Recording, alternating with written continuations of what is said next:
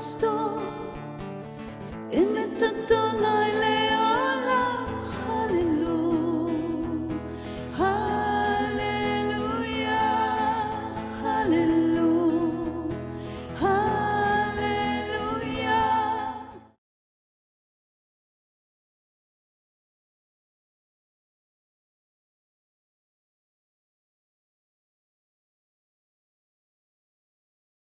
Shalom et bonjour. Mon nom est Jackie Fearman des ministères Ariel Canada et j'ai le plaisir aujourd'hui de vous présenter l'histoire de la rédemption telle que nous le voyons où nous sommes dans l'étude, c'est-à-dire le livre de 1 Samuel. C'est une étude qui a été écrite par M. Jacques-Isaac Gabizon, qui est le directeur des ministères Ariel Canada et qui est le rabbin messianique de la congrégation Beth Ariel à Montréal. Donc, c'est un plaisir pour moi de vous le présenter en français.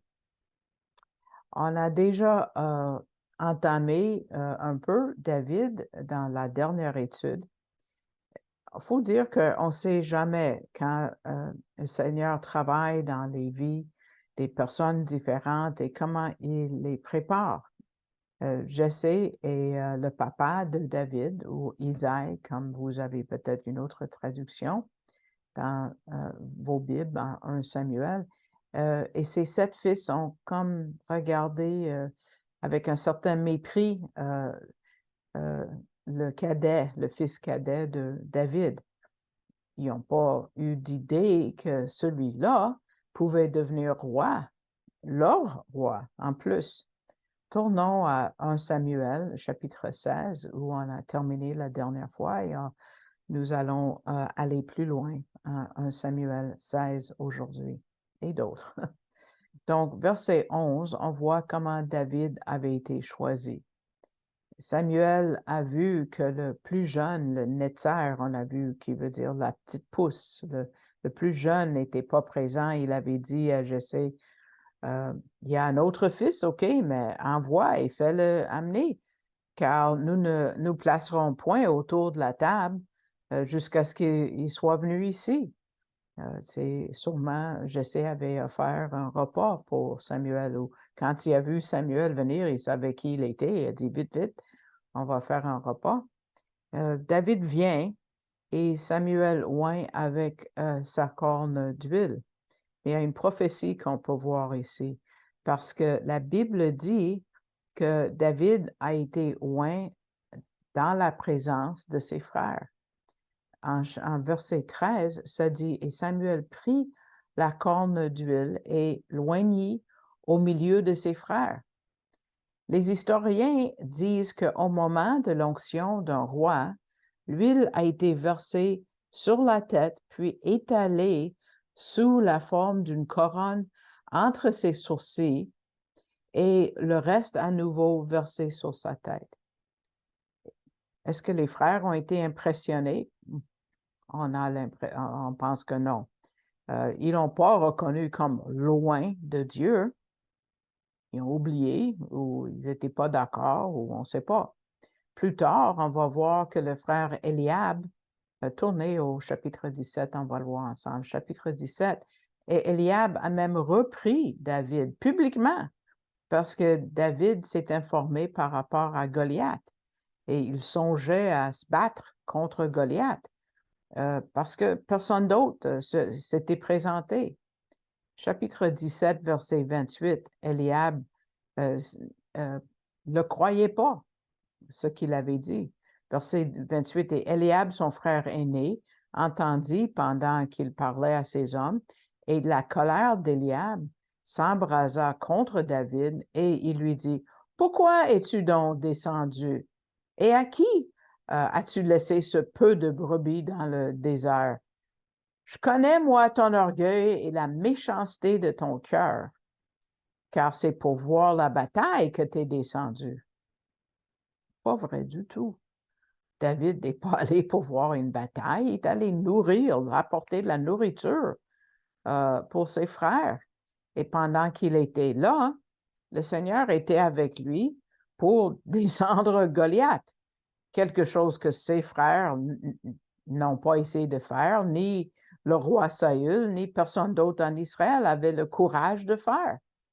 David a été envoyé par Dieu et Eliab aurait dû le savoir. Pourquoi?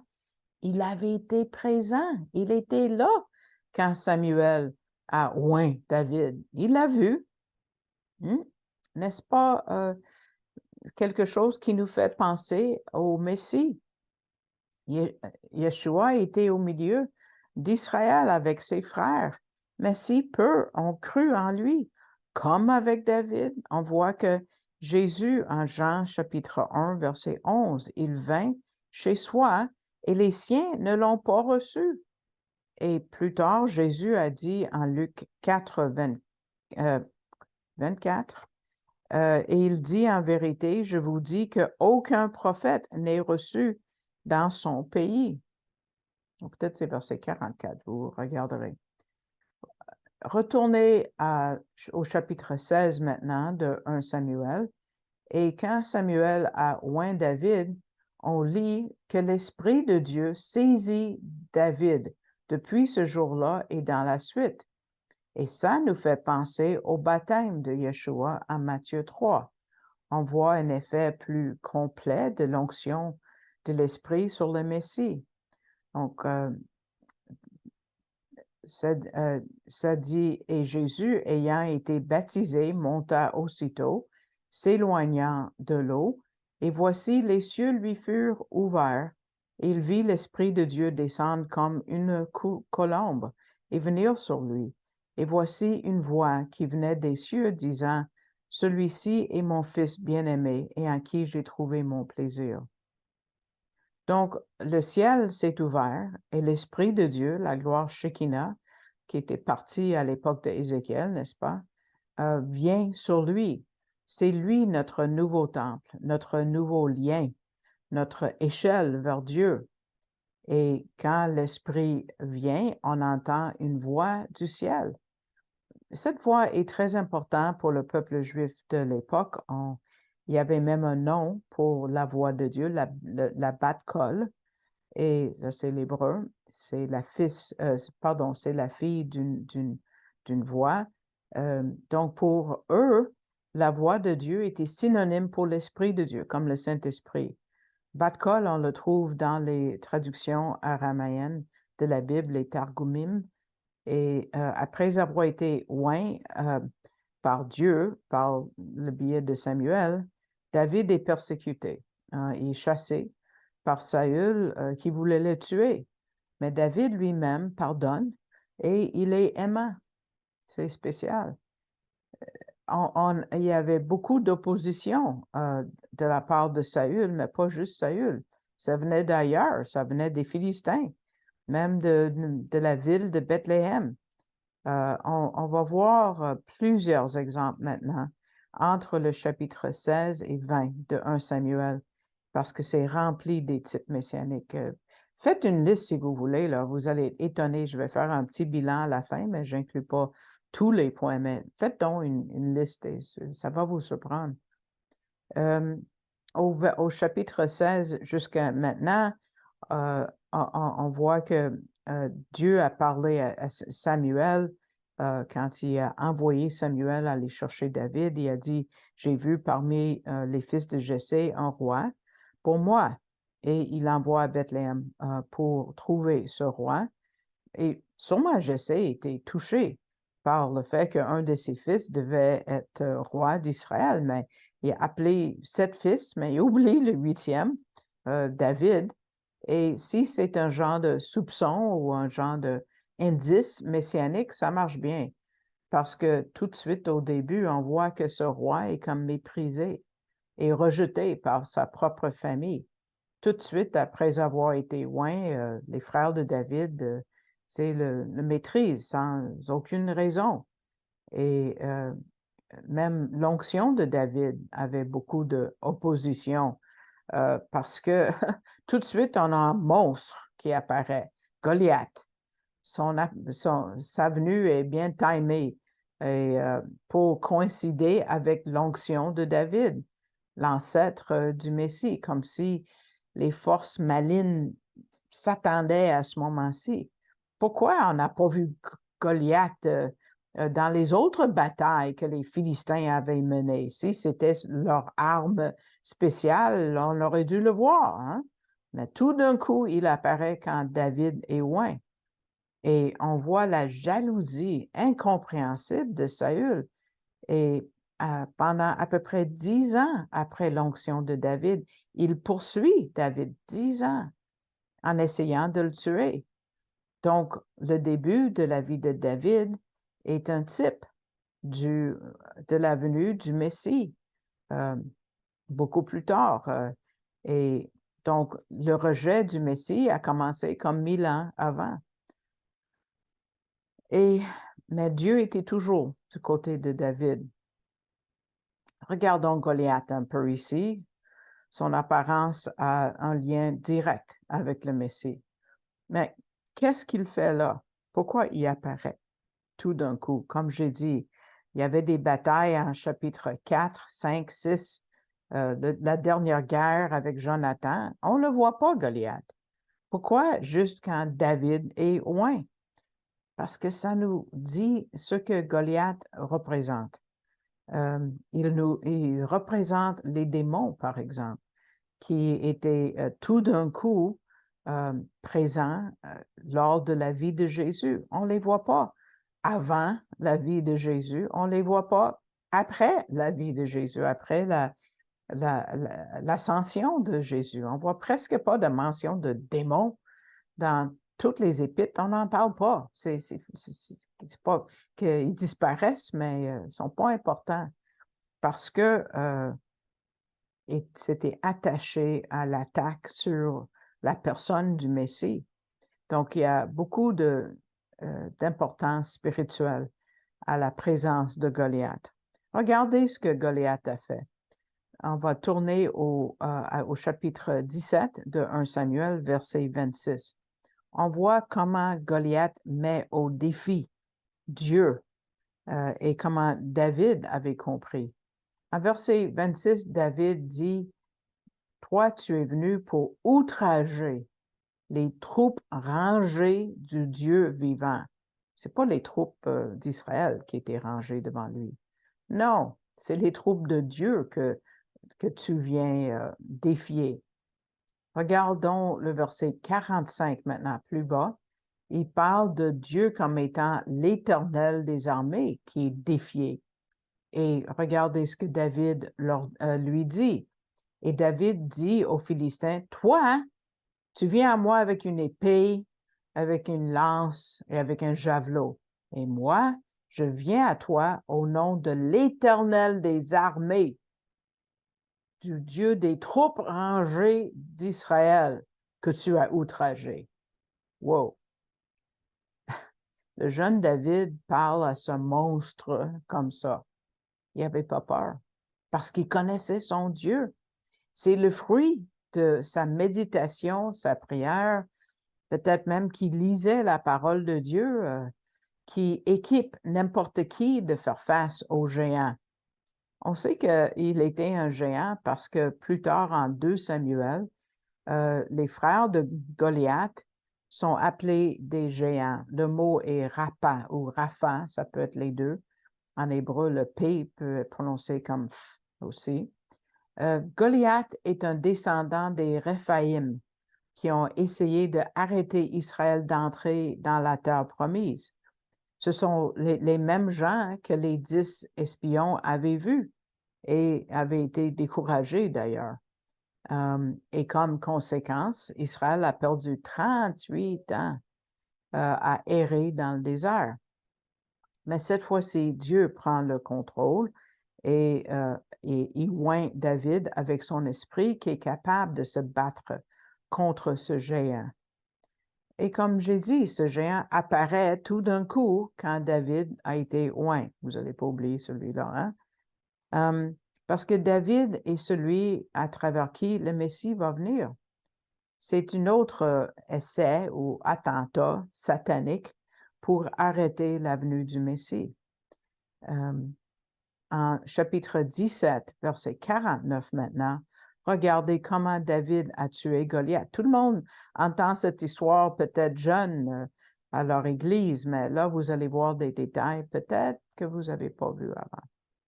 Il a pris, en anglais, le mot, c'est une pierre qui est lisse.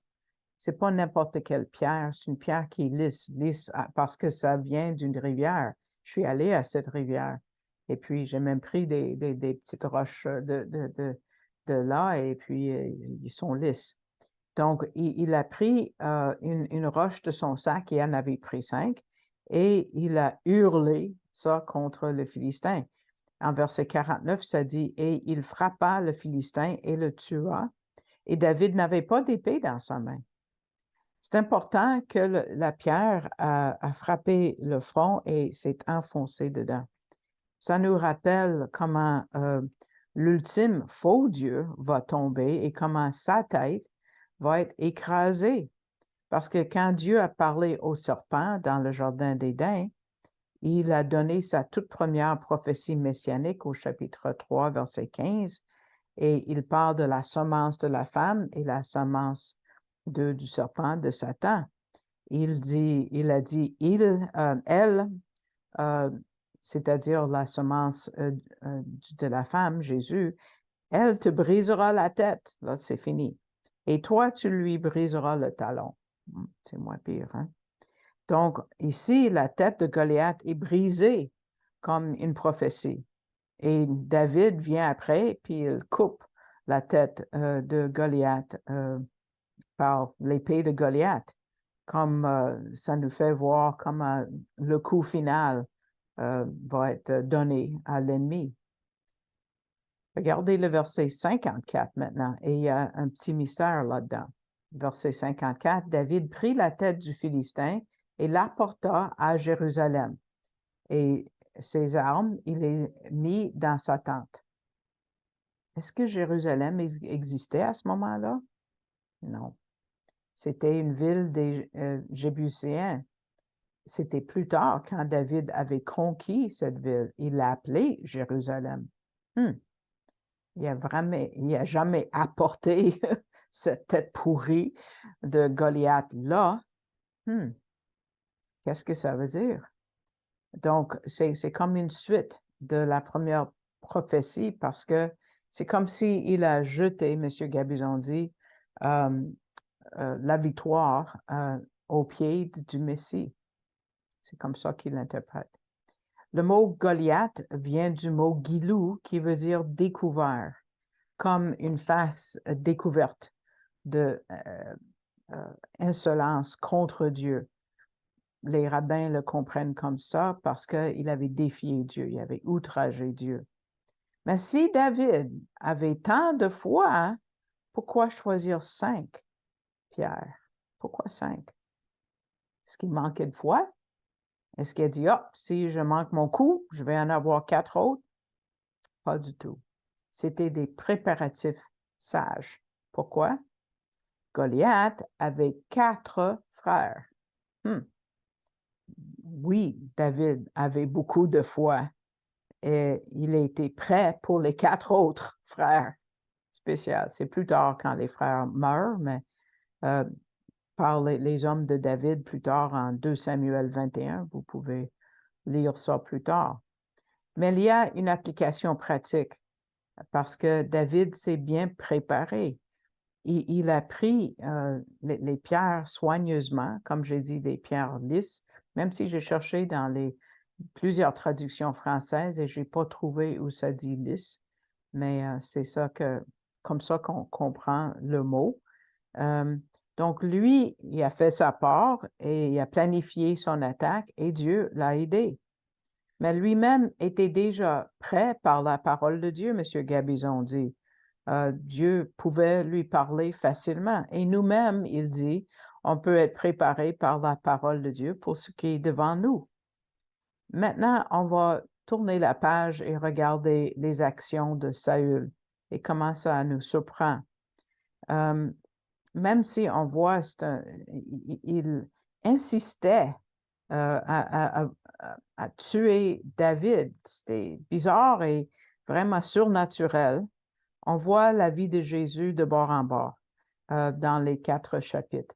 Il y a un genre de dichotomie là-dedans. parce que les gens aimaient David, mais il était méprisé par l'autorité et on l'avait poursuivi pour le tuer.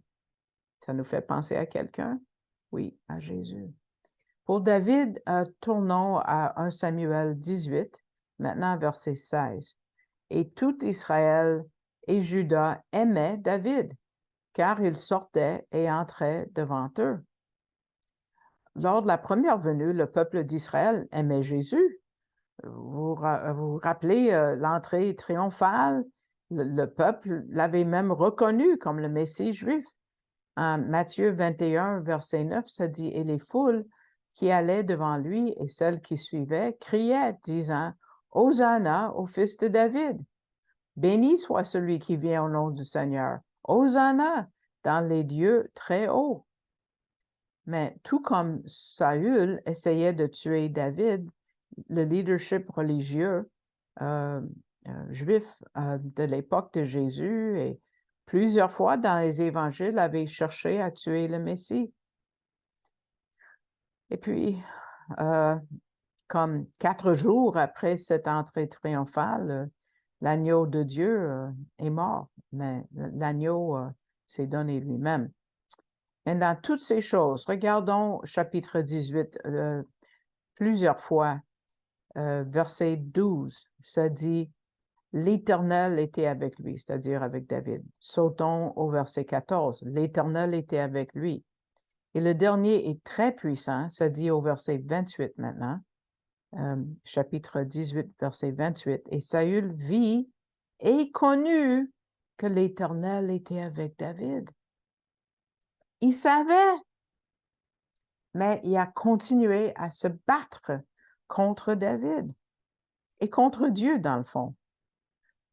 Le mal ne va jamais abdiquer, ne va jamais céder. Malheureusement, ne va pas accepter la défaite. Et c'est pour ça que c'est difficile pour chacun de nous d'admettre que nous sommes des pécheurs, des pécheresses. C'est difficile, ça prend beaucoup d'humilité. Confesser son péché, c'est de mettre à mort notre orgueil et de permettre que Dieu vienne nous nettoyer et nous donner son don gratuit.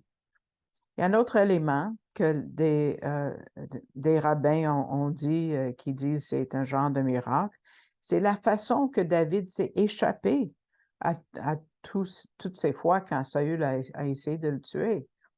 À l'intérieur des chapitres 18, 19 et 20, il y a 10 fois que Saül a essayé de tuer David. Il n'y a pas une seule fois que ça a réussi, vous savez. Tout comme pour le Messie, qui est allé finalement à la croix, à la tave, comme on a déjà expliqué, est allé à la croix de son propre gré. La première fois dans la vie de David, c'est au chapitre 18, verset 11.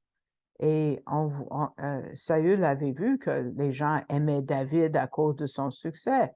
Et tout d'un coup, Saül jeta la lance et dit, « Je frapperai David contre la paroi », mais ça dit « et la paroi », mais c'est le coincé.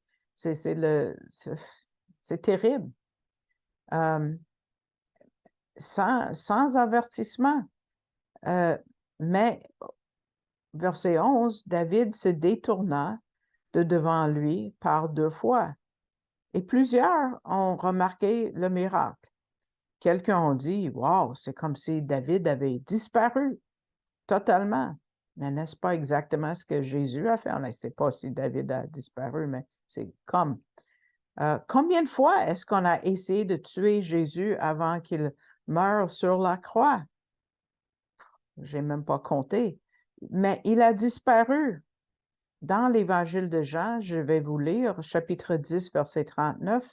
Jean 10, 39. « Ils cherchaient donc à le prendre, mais il échappa de leurs mains. » Chapitre 7, verset 44, ça dit « Quelques-uns d'entre eux voulaient le prendre, mais personne ne mit les mains sur lui. » Mais le plus puissant, je vais vous mettre à l'écran, c'est Jean 8, verset 59. C'est le plus puissant. Et il dit, « Ils prirent donc des pierres pour les jeter contre lui, mais Jésus se cacha et sortit du temple. » Wow! Donc, ils ont pris des pierres pour le lapider.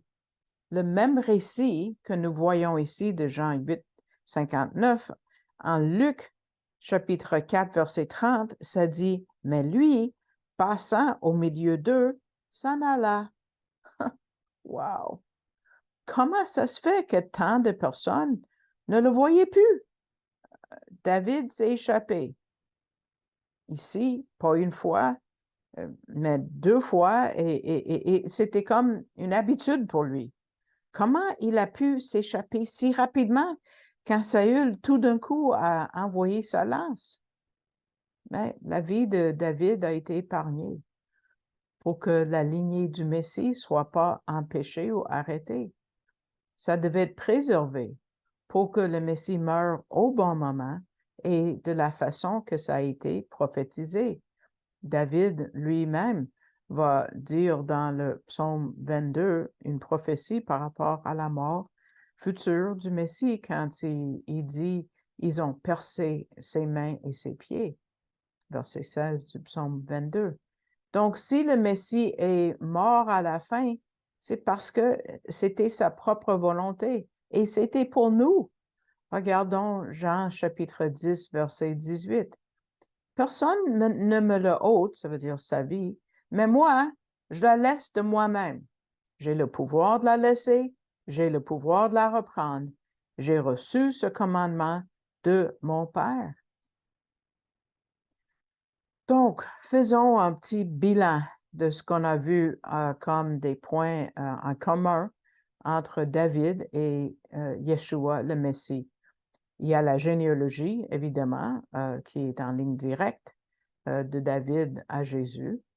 L'ennemi a essayé de les empêcher de venir. Il y avait cette opposition tout de suite, comme avec Goliath. Dans la vie de Jésus, on voit Hérode. Mais c'est David et Jésus qui, dans le fond, vont détruire la tête de leur ennemi. Un autre point, c'est que le peuple aimait ces leaders-là, mais il y en a qui se sont tournés contre eux plus tard. David a été rejeté par ses frères, Jésus aussi, mais Dieu les a aidés à s'échapper à la mort à travers des miracles quand ce n'était pas leur moment. Donc, ça doit nous encourager aussi pour notre fin future. Peut-être on va partir dans l'enlèvement tantôt aujourd'hui, on ne sait pas. Donc, avec ceci, on prend fin à cette première bouchée dans la vie de David que nous allons continuer dans les enseignements qui suivent. J'espère que ça vous a béni. Merci de votre écoute et merci de votre soutien. J'espère que vous allez écouter d'autres enseignements si cela vous intéresse au post YouTube et vous pouvez aussi afficher cet enseignement sur votre page Facebook ou en l'envoyant à des amis et vous pouvez aussi m'envoyer un courriel. Les informations sont au post YouTube. Si vous voulez écouter en direct, je peux vous envoyer un lien Zoom pour écouter avec nous. C'est donné aux 2 samedis matins à 9 h à l'heure de l'Est. Donc, et si le Seigneur vous met à cœur de soutenir le ministère financièrement, il y a une façon de le faire électroniquement. Si vous voulez le faire par la poste, notre adresse est sur notre page web. Vous allez mettre dans votre purateur arielcanada.ca, A-R-I-E-L, canada.ca, et en cliquant sur le drapeau français et le mot « Donner », ça vous amène à la page canadon.org et vous pouvez faire un don, comme ça dit, à cet organisme et vous pouvez tirer vers le bas le menu qui apparaît et puis vous pouvez choisir mon nom si c'est ça que le Seigneur vous dit de faire et vous pouvez bénir le ministère de cette façon-là, mais vous pouvez bénir le ministère en priant pour ce que le Seigneur m'a donné à faire pour essayer de vous aider de comprendre le contexte juif des Écritures. Donc, je vous dis à la prochaine. Merci et au revoir.